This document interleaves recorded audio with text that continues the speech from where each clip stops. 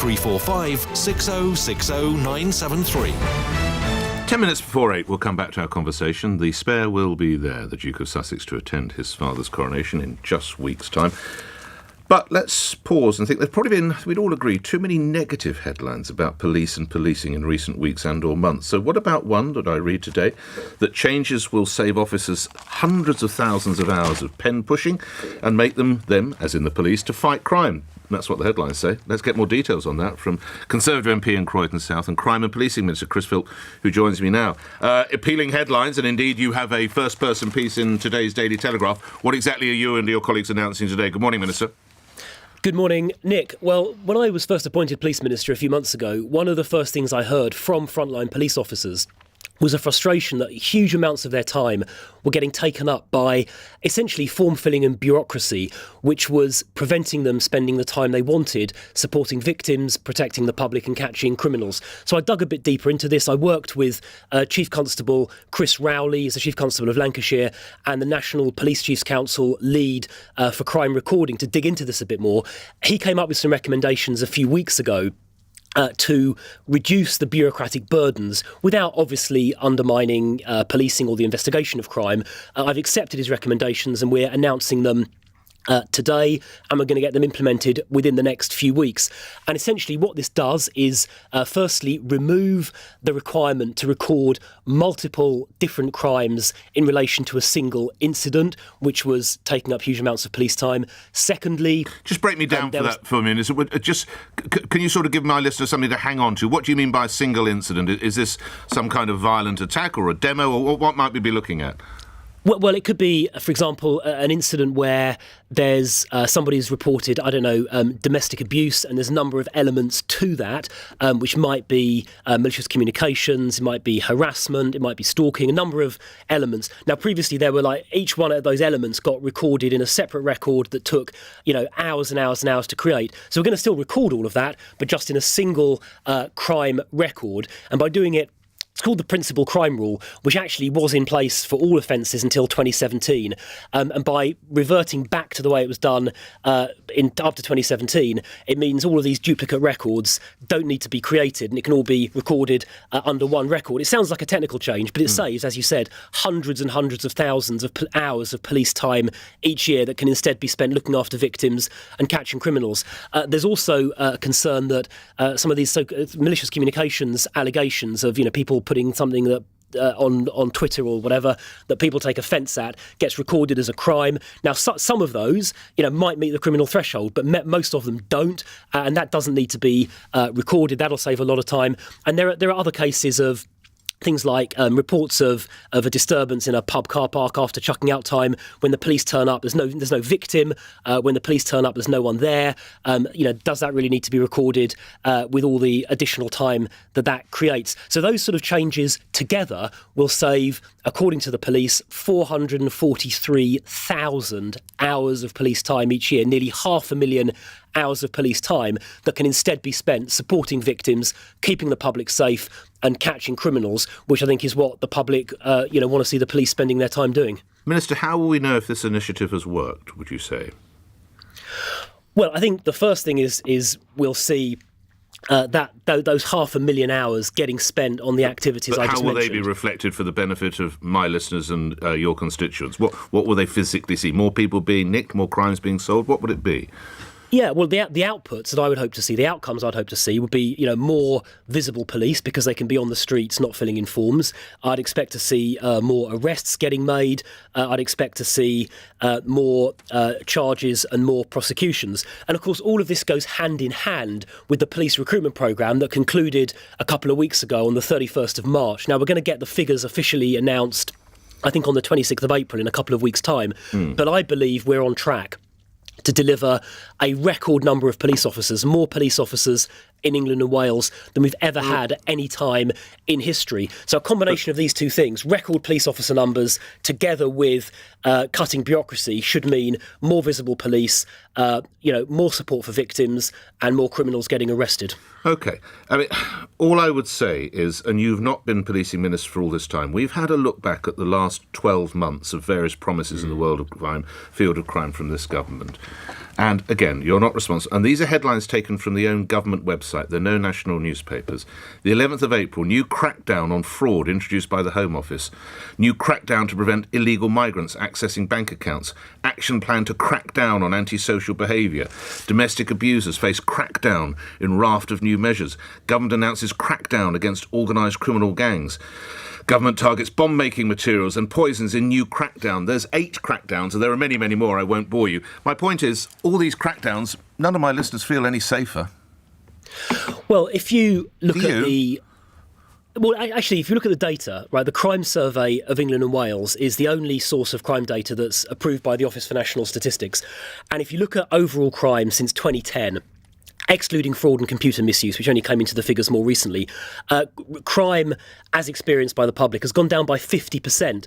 I think violence has gone down by 39%.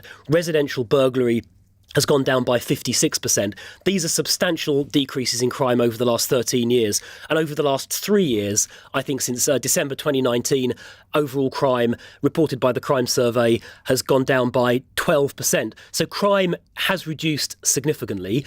But there is obviously a lot more I want to do as a relatively newly appointed police minister, hence the announcements today. But the news that came out earlier this week will particularly resonate with you as a London MP, that we have an epidemic of mobile phones being stolen in this city, and I'm sure in major cities up and down the country as well.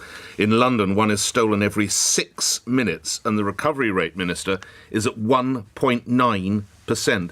How would you describe those figures, and what are you and your colleagues going to do about it? Yeah, well, I'm concerned, deeply concerned by those figures as a Londoner, and as you say, it probably applies in other cities as well. That's precisely why we're recruiting all these extra police officers, and and once they're all through their training, being able to protect the streets to prevent these crimes happening in the first place, and then follow up afterwards. Do you think they follow up sufficiently now, Minister? Do you think they follow up is sufficient? Well, I think there's more we can do, to be absolutely honest, Nick. And that one of the reasons why I was keen to sort out these problems with the bureaucracy and the form filling and to lift that burden off policing is to free up time to spend on follow-up. And so once we've done this, one of the challenges I'll be putting to policing is to say that with all the extra police officers, with the removal of these bureaucratic burdens, which are worth nearly 500,000 hours a year, I expect, and the public expects, obviously more visible policing, which is preventative and it reassures the public, and I expect more to be done on follow-up. So that's what I'm expecting of policing in return for the investment that we've made and for removing some of these bureaucratic burdens, which is, frankly, been wasting their time. On the subject of policing, just one other one before we move on to other matters.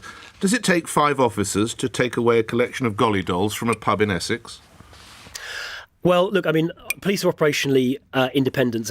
I'm not going to comment on whether Essex police were right or not. So you think it might require 5 officers? No, I'm not. Look, the police are operationally independent. Well, it's a yes or no, Minister, isn't it?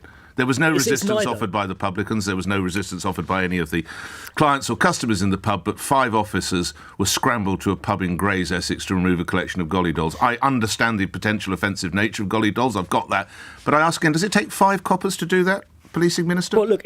Look, they're operationally independent. It's up to the police to decide how they deploy their resources. I'm not going to offer a running commentary or critique. I'm not asking for a running commentary, Minister. I'm just saying, does it take 5 men or women to take a collection of golly dolls away? And you don't seem able to answer yes or no. I find that astonishing. What? No, I'm not going to answer because they're operationally independent and it's up to the police to decide how they respond to incidents, not up to me to tell them what to do or to offer comments after the event. That's what being operationally independent means. Front page news today. I'm pleased to see that the Duke of Sussex will attend the coronation of his father in a few weeks' time. Noting, of course, that there are security concerns over the Duke of Sussex, given his recent book concerning his deployment in Afghanistan. What does that do to the security measures required, Minister? Well, those obviously get assessed on a case-by-case basis. There's a huge policing operation being put around the coronation, as you can imagine, both in terms of policing the streets and obviously other issues that you can imagine as well, to make sure the coronation happens safely. And the police did a fantastic job of policing Her late Majesty's funeral back in September, and we're going to work to make sure we have a similar successful operation when His Majesty the King is crowned in a few weeks' time. How much has been added to the cost by the confirmation that the Duke of Sussex will attend? Well, I haven't seen any updated plan, so I don't know the answer to that question. But we're going to make sure that everybody involved in the coronation, including the general public, are kept safe, obviously. Right, OK, but it will be an additional cost. We'll need more blokes or women now, won't we? With the Duke of Sussex being the target, sadly, that he is. Well, I'm not going to get into people's individual protection arrangements, but by the way, we're providing protection for hundreds of foreign heads of state, overseas heads of state who are attending as well. It's a huge policing operation, both in terms of the streets and obviously protection for individuals. So it's a big operation, and we're hoping and expecting and planning for it to be as successful as the operation was back in September of last year. All right, final question, a more broad question, certainly as regards the Home Office. One former Navy Admiral described yesterday as the boating season now as regards channel crossings. This, as we learn, there's been a sharp increase in the cases of diphtheria. What is the Home Office doing to monitor the cases of people arriving who might have that troubling condition? Yes, I think when people arrive illegally by small boat, they're given a sort of full interview. An assessment is made about their health. I know in the past when we had issues with COVID, there was screening done for COVID. So that assessment gets done.